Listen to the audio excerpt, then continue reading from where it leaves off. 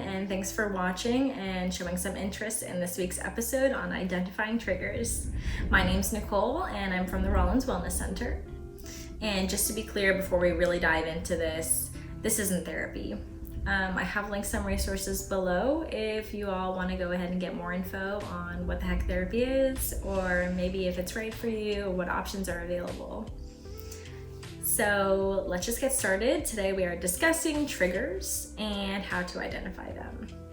So it's really important to know this information because triggers can be beneficial for understanding in a way of preventing a heightened emotional response.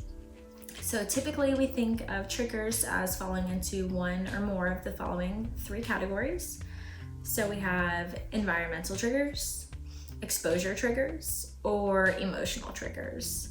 And so when we think of environmental, we want to think of maybe like the current set of circumstances. So maybe you're in finals week, or maybe given the given circumstances right now, you could be in an unexpected relocation. We also have exposure triggers, which could be something from a situation, so a physical threat or maybe a conflict with your roommate. And emotional trigger, of course, is going to be something like an undesirable feeling, and that could be worry or maybe anxiety. And it's really important to understand that these three categories overlap over and over again. So for example, being mistreated could be a trigger, and that could lead to a heightened emotional response. But that trigger could be anything from environmental, exposure, or emotional. So in summary, we had an episode previously where we went over understanding the intensity of our emotions.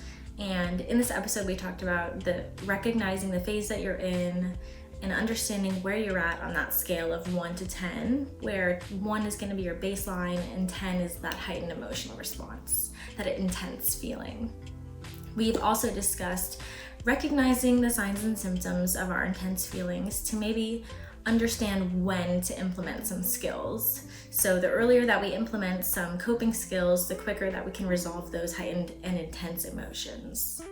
And then today we've discussed identifying those triggers because it can be helpful to know what our triggers are so that we can understand which skills to attend to and identify early on. We can use this knowledge as a way of preventing those intense emotions.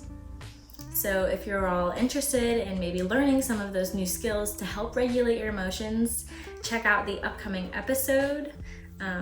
Again, thank you all for watching. I look forward to doing this every week with you, and I'll see you next week. Goodbye.